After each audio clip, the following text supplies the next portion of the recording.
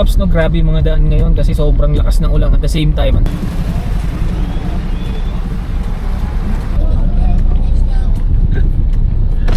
Geng. Hey!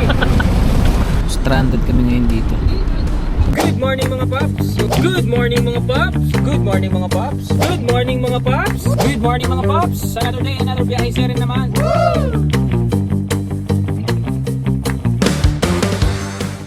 So good morning mga Paps! Another day, another biyahe siya rin na naman. So today is Monday, July 21. So maulan na umaga na naman mga Paps. Kaya sa tingin ko mga Paps, maganda ang biyahe ngayon. Wag lang yung sobrang buhos ng ulan mga Paps. Kasi ang hirap mag-drive pag ganun. Kasi kahapon galing kami Bulacan, dumaan kami ng expressway. Grabe yung ulan. May kasamang hangin eh. Halos wala nang makita doon sa may dadaanan mo sa expressway. Tapos may mga kamote pa. Ginagawang Christmas light yung sasakyan nila. Dahil mga Paps, yung nag-hazard sila doon, yung nag-hazard yung ibang sasakyan, di nila alam prone yun sa sa accident kasi hindi mo alam kung kakaliwa o kakanan eh. 'Di ba? May mga backlight naman tayo, so ma-recognize pa rin nung nasa likod na may sasakyan sa harap niya. Kasi sa tingin ko yun din purpose nila kung ba't sila nag-hazard, para makita sila. Yun nga lang, baka magkaroon ng aksidente kapag ganun ang ginawa natin, pare-parehas. Kasi hindi natin alam kung kakaliwa ba tayo o kakanan. So reminder lang sa mga driver, di lang sa TNBA, sa lahat po ng driver. Kapag ganun pong maulan, tapos parang zero visibility po, wag na po kayo mag-hazard. Kasi magkukos pa ng accident yan. May kita naman natin na may mga backlight yung mga sasakyan Unless sira yung backlight mo, kaya mo ginagawa yon. Well anyway mga Paps, proceed na tayo sa ating biyahe. It's already 9:43 in the morning. So let's see kung makakagkano tayo ngayong araw. So tara mga Paps, samahan nyo na akong bumiyahe. Let's go! Then mga Paps, time check, it's already 10 AM. Medyo tumagal tayo dahil sa dami ng mga kalimutan ko. Mag-load pa ang nakalimutan ko. Diyos ko dahil, ang hirap pa naman ng ganun. Hindi mo rin maload ang sarili mo kasi wala kang data. So umuwi pa ako. Kumunik pa ako sa wifi sa bahay para lang makapag-load. Nakakuha na tayo ng ating first booking mga Paps. Ang aking target ngayon is dito lang. Or malayuan, ayoko nang pumunta ng, for example, yung Mandaluyong, yung Makati. Gusto ko malayuan. Tapos pagdating sa malayo, balik lang ulit dito sa Diliman. Kasi hindi ko tansya yung mga bahang lugar ngayon. Kasi kanina pa umuulan Well anyway, from Diliman, Quezon City, from New York Ablang, dito lang yan sa May Cubao, sa halagang 136 pesos. So medyo mataas nga ang fare talaga ngayon mga Paps. So tara mga Paps, atid na natin to. Let's go! Morning ma'am. Okay na po? Grabe ulan ngayon ma'am, no? Yan mga Paps, dati na natin kanina. Actually, pangalawang booking na natin natin. Hindi lang ako nakapag-video kasi ang bilis malobat.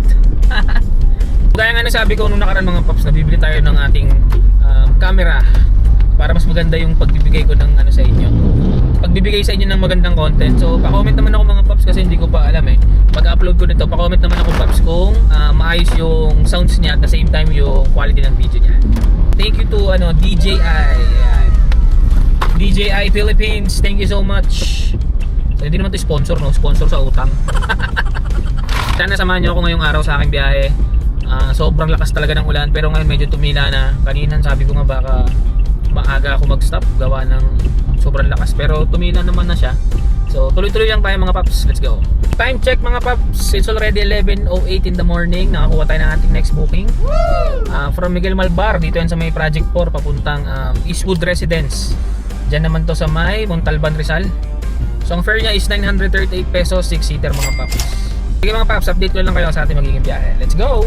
Mga Paps, grabe yung mga daan ngayon kasi sobrang lakas ng ulan at the same time, ang tagal niyang umulan. Simula kaninang umaga pa to, kaya maraming baha ng lugar. So dito pa lang ako mga Paps sa Quezon City sa may Project 4. Pero ganito na kabaha. Well, sa San Mateo, let's see. Sana hindi baha doon.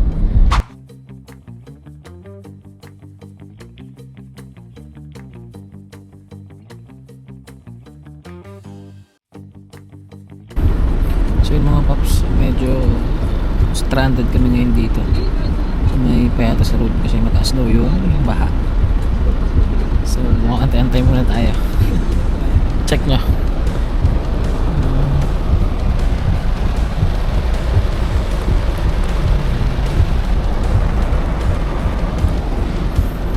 kahit yung mga malalaking truck galit makadaan. So ano pa kaya tayong inuman pa lang. So let's see mga paps, update ko lang kayo ulit mamaya kung anong mangyayari sa biyahe natin. Let's go. Nakadaan na kayo? Galing kayo doon?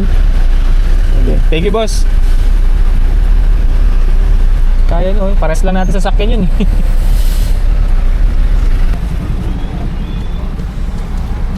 So yung mga paps, feeling ko galing sa bridge yung bahan nito. Malakas lang yung agos niya, hindi naman pala siya ganun kalakas na. Pero baka kanina malakas dito.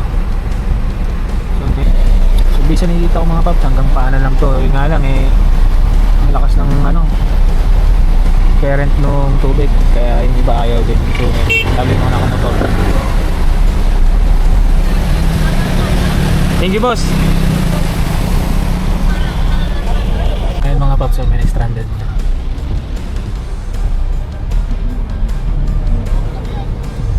So makalis kasi mabuhangin.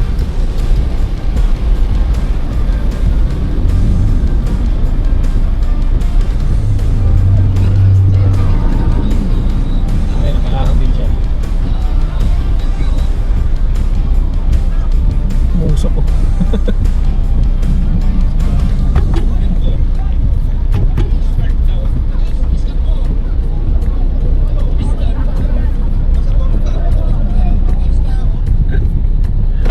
Geng. Hey!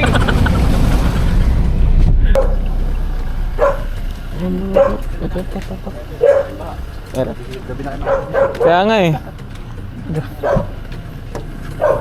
So yun. Ito. Saka ito. So buti kala ko gagabi na tayo eh.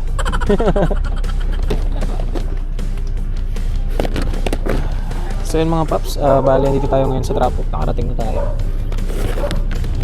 So let's see.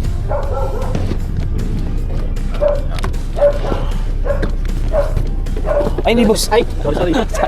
Hindi, sa inyo po to. Ito po sa akin. Bali ito lang po. Okay. Thank you, boss. Okay lang. So yun mga paps, sana may makuha pa tayong booking. So dito tayo sa Montalban, Rizal. Okay. So balikan ko lang kayo. So finally mga paps, natin na rin natin sila ma'am. After 3 hours, grabe. 1,000, 3 hours. So nakita niyo naman kanina sa mga videos natin kung gaano tayo naipit sa traffic. At the same time, na-stranded tayo gawa ng mga bahang area. So hindi ko na-anticipate yun kanina nung nakuha ko yung booking na yun. Kasi wala pa masyadong ulan nun eh, ambon lang talaga eh. Tapos based pa sa Google Map parang nasa 40 minutes lang ang paglabas na ang pagpunta doon. Pero ganoon talaga, expect the unexpected. Well, okay lang, ang malaga naman naging safe kami ni ma'am at yung mga iba pa nating passenger, lalo yung mga bata. Nakauwi kami ng maayos. Yun ang pinaka-importante sa lahat. Well anyway, antay na tayo ng ating next booking mga paps. Meron na ako sanang nakuha from Makati, from dito to papuntang Makati, 1,095 pesos. Pero kinancel, hindi ko alam kung bakit. Well, anyway, sige mga paps, balikan ko na kayo. Let's go! So yun mga paps, nakakuha rin tayo ng ating next booking. Dito rin siya sa may actually hindi na dito sa Montalban, sa Payatas na lang siya. In-accept na natin kasi gusto ko na rin makalabas dito sa Montalban. Kasi nga actually hindi naman sobrang daming baha, dalawa lang. Kaya maganda na rin nakuha nating booking kahit 7 kilometers pa siya. Maganda yung along the way naman palabas din. Kaya all goods na rin to mga paps. Tsaka yung fare niya is 1,543 papunta tong Terminal 2 mga paps. At the same time, kinausap natin si sir na since nagmamadali siya or may nahabol siyang flight, kailangan makapag skyway tayo gawa ng sa EDSA po. Grabe po ang traffic dyan mga paps. Nagdalawang isip pa si sir pero pumayag na rin po siya dahil gawa nga ng meron siyang hinahabol na flight.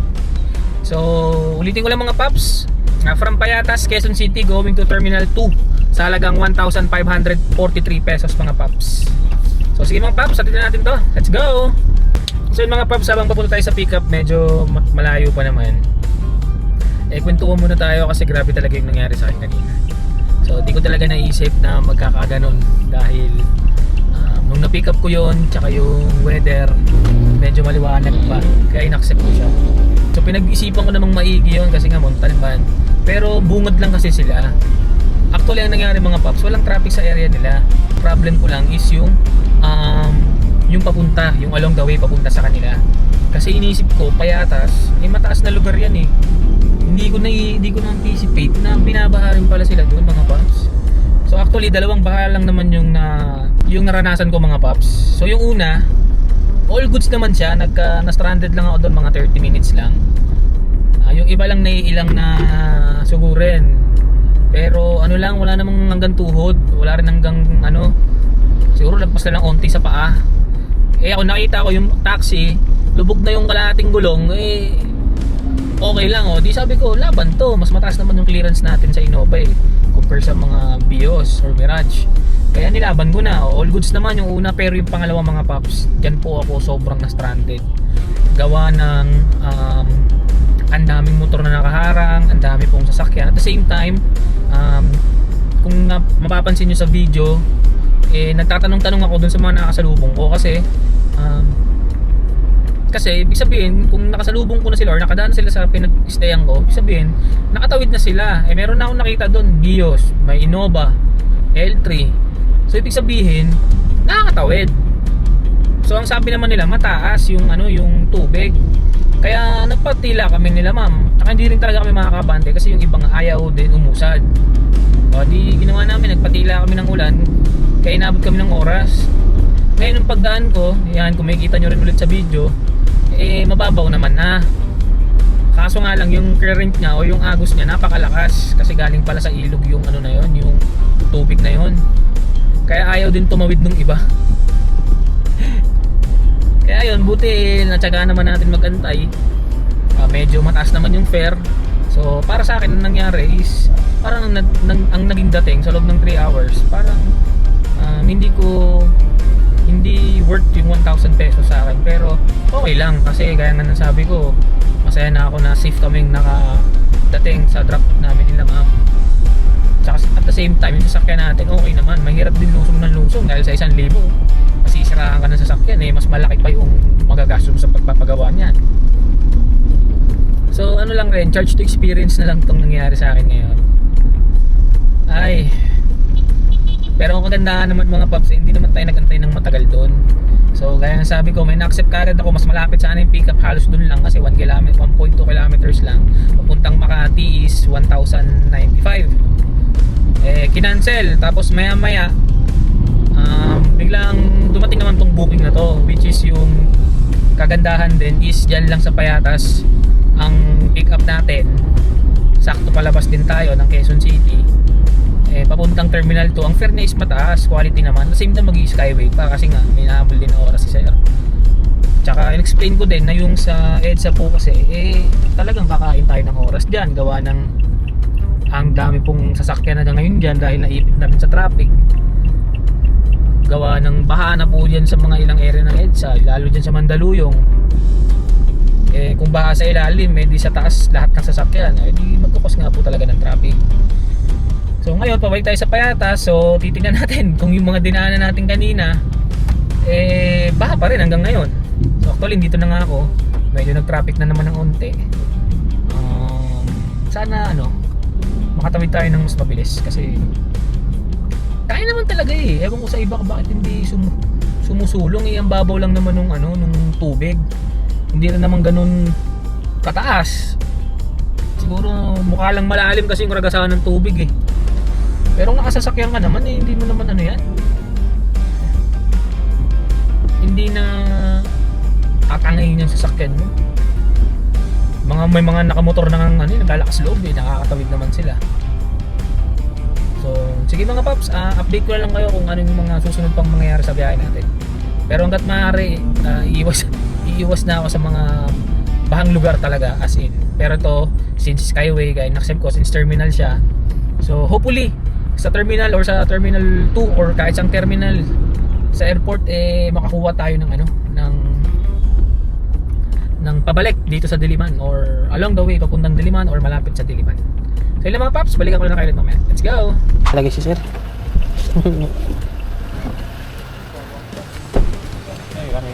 Sige sir. Wait lang sir, ayusin natin.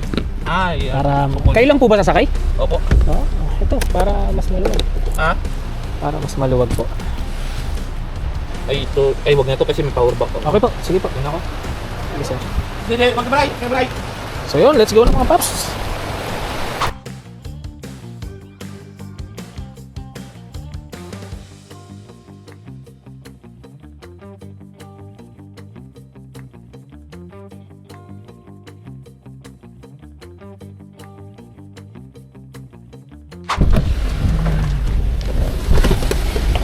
So dito na kami i-share mga paps. So, medyo ang traffic lang ng konti pero all goods naman. So, ito lang sir no? Ito lang. Opo. Sige sir, ingat sa biyahe. Okay. Sir, thank you. Ingat. Sige po. Thank you po.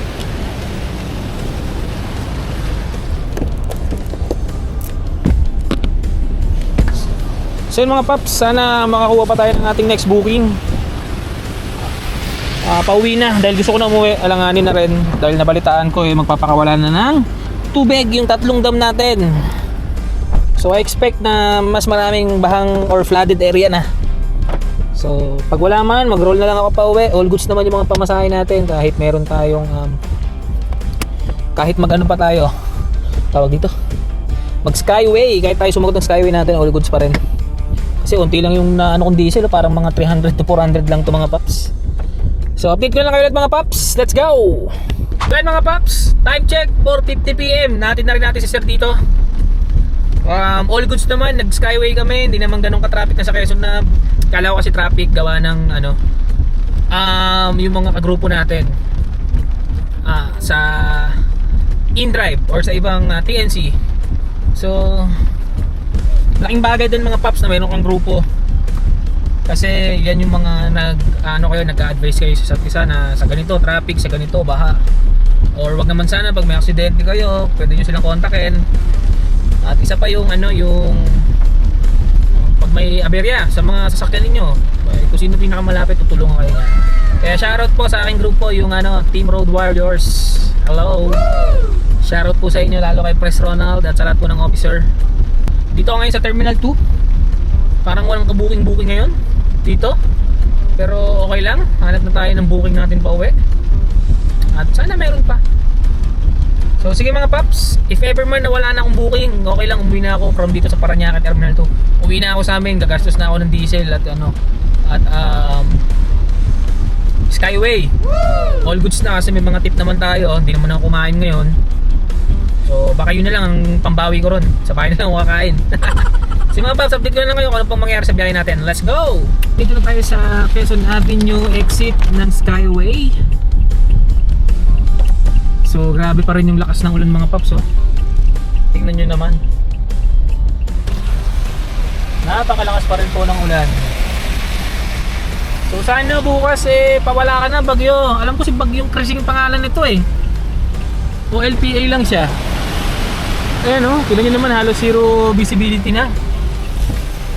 Grabe naman. Anak ko, sayang tuition. So yun mga paps, nakababa na tayo ng Quezon Avenue Skyway. So nakakuha rin tayo ng ating last booking. For sure last booking na to kasi ilang street na lang to sa bahay na to, di na ako lalayo. Kala ko nga wala na akong makukuha pero okay lang rin naman kung wala. Bali, nataon lang na meron. So all goods pa rin mga paps. Ano lang to, dito lang siya sa may Quezon City Hall malapit. Okay.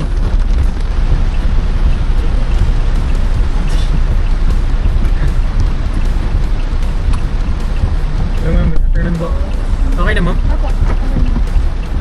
So finally mga paps, nakauwi na tayo dito sa ating home base. So time check mga paps, it's already 6:03 in the evening. So ilang oras lang tayo sa kalsada mga paps? Let's say 10 AM tayo nag-start. 10, 11, 12, 1, 2, 3, 4, 5, 6. So 8 hours tayo nasa kalsada mga paps. At the same time 8 hours tayong tuloy-tuloy na bumabiyahe mga paps. Wala pa nga akong kain mga paps. Gutom na rin ako, kaya ayoko na rin mag-extend ng oras na bumiyahe pa. So konting recap lang tayo mga paps. Actually nakapag-recap na tayo kanina. So nasabi ko naman na doon kung gaano kasalimuot yung biyahe natin ngayong araw. Pero kahit ganun pa man nangyari sa ating mga paps, so syempre thank you Lord pa rin dahil meron tayong iuuwing pera para sa pamilya natin mga paps. So tara mga paps, kumpitin na natin ang ating kinita ngayong araw. Mga paps, ang ating kinita sa InDrive in 8 hours na biyahe mga paps. So alam ko mababa to dahil pag ganitong ulan medyo ano pa yung diskarte natin eh. Naging sablay yung diskarte natin ngayong araw. Kasi yung iba kumbaga yung point to point nila, alam na nila kagad yan kung saan yung hindi bahain. So ako medyo nagkamali ako ng prediction. So naabutan tayo ng malakas na ulan. Well anyway, okay lang naman. Malaga kumita tayo ngayong araw at nakauwi tayo ng ligtas. So ang kinita natin ngayong araw sa InDrive mga paps is 2,631 pesos. Ayun mga paps, add natin yung tip natin. Gawa ng hindi tayo kumain ngayong araw. Ilang araw na rin naman tayo hindi biyahe, kaya okay lang na isama natin ngayon. So 2,631. So let's say ang tip nila is 362 mga paps. 362. And then si sir yung itong binaba natin sa may terminal 2, ang tinip niya is 250 pesos mga paps. So medyo galante yung ating mga pasahero ngayong araw, although mataas na yung fare nila, binigyan pa rin nila tayo ng tip. Salamat sa lahat ng naging passenger ko. Ang total na gross income natin, mga paps, gross income pa lang ito, ibig sabihin hindi pa bawas yung mga expenses natin dito. A total of 3,243 pesos mga paps. Ayan. So ang diesel natin dito mga paps, tansya ko lang talaga dito, sobrang tipid lang natin dahil malamig na. Di tayo masyado nag-consume ng aircon. Let's say 400 to 500 to, gawin lang natin 500 pesos. So hindi naman tayo kumain, tabi tayo ng 500 ulit para sa ating car maintenance. At yung ating pinaluwal na toll fee mula airport hanggang Quezon Avenue, nag Skyway na tayo. So 45 pesos yung isa, and then yung isa is 264. Ayan. So ang total na neto natin mga paps at ang ating take home money is 1,934. O, di ba mga paps? All goods na rin kahit maulan. Nag-decide pa rin tayo na bumiyahe. Okay, so all goods pa rin dahil kumita pa rin naman tayo. So 1,934 yung kinita natin ngayong araw mga paps. So isang malaking paalala lang para sa mga aspiring natin na TNVS driver or sa mga gusto na gawing negosyo or trabaho itong pagiging driver ng mga TNC, especially dito sa InDrive. Ito po yung mga pwede ninyo or mga posibleng mangyari din sa inyo. Kaya naghahanap po kayo ng mga video kung ano nga po ba yung mga mangyayari sa inyo pag pinasok nyo po yung itong negosyo trabaho. Nasa tamang YouTube channel po kayo mga paps. Kaya sa mga bagong viewers natin dyan, huwag nyo naman kalimutang mag-like at subscribe para naman magtuloy-tuloy ang pag-upload at paggawa natin ng mga videos. Ilan naman mga paps ang ating vlog ngayong araw. Medyo gutom na rin ako. Wasak sa akin yung kaldero ngayon mga paps. So sana mga paps, patuloy nyo pa rin suporta ng aking YouTube channel. Abang-abang lang kayo ng ating mga next video. So yun lang mga paps, sa muli natin pagkikita. Beep beep sa inyo. Paalam!